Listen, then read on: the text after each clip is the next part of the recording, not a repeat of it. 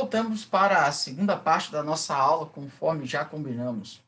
Na segunda parte da aula, nós trataremos sobre o continente africano.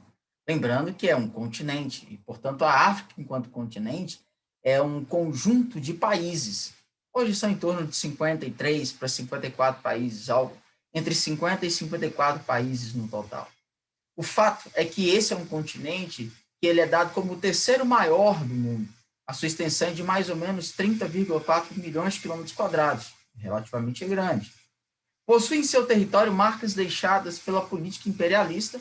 Esse é o motivo pelo qual nós começamos os nossos estudos falando sobre o século XIX, a virada do século XIX para o século XX, observando alguns fenômenos, alguns movimentos, alguns eventos que aconteceram durante o século XIX.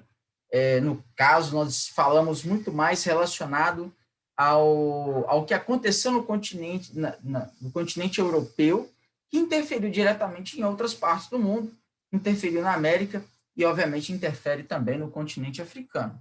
Então, muitas marcas foram deixadas. E um exemplo dessas marcas que foram muito negativas é a questão de que os territórios dos países lá na África acabaram que não respeitou, na hora de fazer os limites entre um país e outro, não respeitou as diferenças étnico-culturais dos povos, o que gerou e gera até hoje uma grande quantidade de conflitos.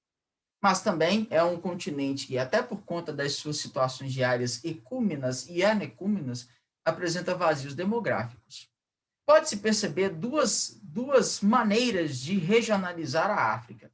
A primeira, considerando aspectos históricos e culturais, em que se separa em África do Norte e África subsaariana, e a segunda, estabelecida pela ONU, que vai considerar África setentrional, ocidental, central, oriental e meridional. Pode-se dizer que, mesmo sendo continente africano e sabido que eles têm, até hoje, sérios conflitos, que apresentam países que, em sua grande maioria, são países muito pobres, mas também são no geral, dentro da África, muitos países apresentam cidades milionárias, no sentido de grande quantidade de pessoas, milhões de pessoas. O exemplo disso é Lagos, com 10 milhões de pessoas, portanto, sendo chamado de megacidade. Cairo, com 11 milhões de pessoas, também chamada de megacidade. Kinshasa, chamada aí, caminhando também para o termo megacidade, 9 milhões de pessoas. Nessas áreas, essas três que acabamos de citar, a densidade demográfica pode chegar a 400 habitantes por quilômetro quadrado, o que é extremamente elevado. Em partes do mundo que tem uma densidade maior ainda. Porém, quando se divide a população total, que é de 1,3 bilhão de pessoas, pela área da África, que é de mais ou menos 30,4 milhões de quilômetros quadrados, a densidade demográfica vai para 30 habitantes, considerando que usou-se todos os espaços do continente africano para colocar pessoas, para as pessoas morarem e ficarem e fazerem suas atividades. Claro que nem sempre acontece assim, né? O que a gente sabe é que também, nos últimos anos, os países africanos vêm apresentando intensa urbanização, especialmente nas últimas décadas, mas mesmo assim a população rural ainda representa 58%, ao passo que a população urbana apenas 42% do total. A religião que mais aparece é o islamismo, com 40% da população enquanto adeptos. Em segundo, aí, logo depois, vem o cristianismo, com 15% da população. Pode-se dizer, inclusive, que o índice de analfabetismo aqui também é elevado na casa dos 40%, que é preocupante, inclusive. Então, seguindo, o que é que nós podemos de novo falar? Perguntar, pelo menos, né? É um mapa ou um infográfico isso aqui? Isso já passa a ser um infográfico. Apesar de ter lá embaixo a fonte deste infográfico, ele não tem legenda, melhor, ele tem legenda, mas não tem escala, não tem orientação, não tem latitude e longitude, né? Sistema de coordenadas, não tem sistema de projeção. Então, vamos ficar com a ideia de infográfico por enquanto. Mas ele traz para nós uma das maneiras de fazer a regionalização da África, considerando a segunda maneira de regionalizar a África, né, que foi proposta pela ONU, considerando, portanto, as chamadas direções cartográficas. África Setentrional ou Norte, essa parte em laranja que você enxerga aí. Aí nós temos ainda em vermelho aqui, que é a África Oriental, em amarelo, a África Ocidental, em verde, a África Central, em lilás, África Meridional. São essas aí. Então, fechamos.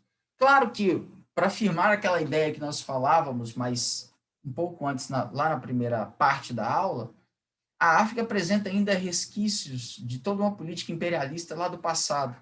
E, obviamente, as nações europeias geraram explorações intensas nas nações, hoje nações africanas. Isso gerou uma depauperização muito grande. O que isso quer dizer?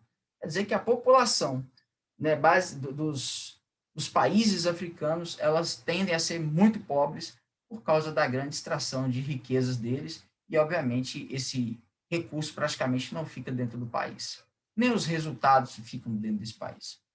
As organizações internacionais multilaterais, nós precisávamos falar sobre isso também, até porque a gente precisa entender o que é multilateral.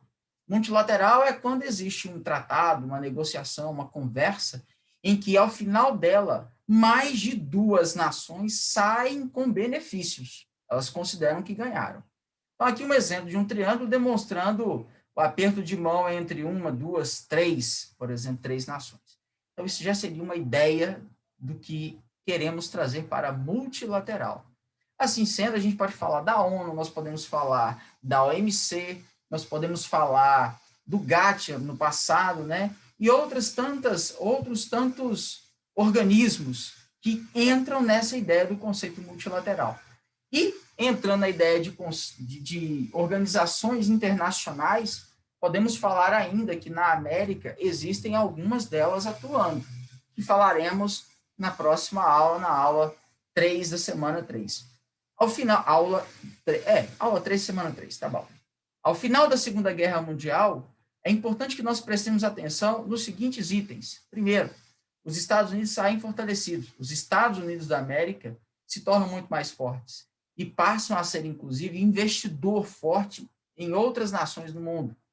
A União Soviética também sai fortalecida e ela também consegue adquirir uma vasta área de influência, por isso que nós falávamos de território, o conceito da categoria território. Ao final, também, a Alemanha sai enfraquecida e fragmentada, embora que tenha uma parte dela que manterá sua capacidade de desenvolvimento no passar dos anos. Tem início a bipolaridade ou a Guerra Fria, encabeçada por Estados Unidos da América e União Soviética. Existe a construção do Muro de Berlim, talvez o principal símbolo dessa bipolaridade, mas também existe passa a acontecer a formação de blocos econômicos, no sentido de reduzir as animosidades entre as nações, mas também no sentido de promover um melhor comércio multilateral no mundo, iniciando com países que são vizinhos, mas buscando países mais distantes. Surge a ONU, o Banco Mundial, vai surgir também o FMI e outras instituições relacionadas a essa questão da multilateralidade.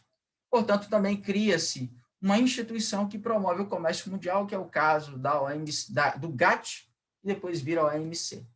A comercialização de muitas tecnologias de guerra, elas também passam a acontecer. Turbinas a jato, sistemas de refrigeração, maneiras de asepsia de alimentos, ou de guardar e fazer refrigeração de alimentos, tudo isso passa a ser comercializado de uma forma mais vasta e larga e fica acessível à população. A revolução na China e na América Central também tem seu espaço ao final da Segunda Guerra Mundial, até porque os grandes impérios também eles passam a ruir. Já na Primeira Guerra isso acontece, na Segunda Guerra confirma esses grandes impérios ruindo. A manutenção do estado de guerra, que é nitidamente a chamada Guerra Fria, ou estado do medo, né? A possibilidade de uma guerra acontecer a todo instante também entra aqui. E, obviamente, as alianças, tanto militares quanto econômicas.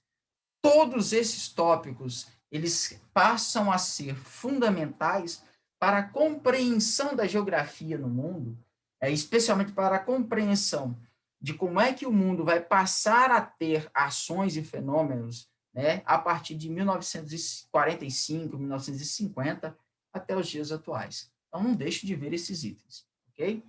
Para fechar, a gente fecha com a imagem da partilha da África, em 1885, promovida em especial pelo chanceler alemão, reunindo as nações metropolitanas, portanto, aquelas nações mais ricas, né, aquelas nações que colonizaram outras nações europeias que colonizaram outros territórios, que não necessariamente os europeus. Estão aqui as nossas referências, dentre elas o próprio PET e as demais que você enxerga aí. Espero encontrar vocês na próxima aula, é a aula de número 3, que representa a semana 3, certo?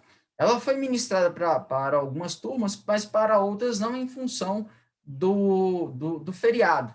Mas nós vamos gravar e deixar disponível para que você continue seus estudos.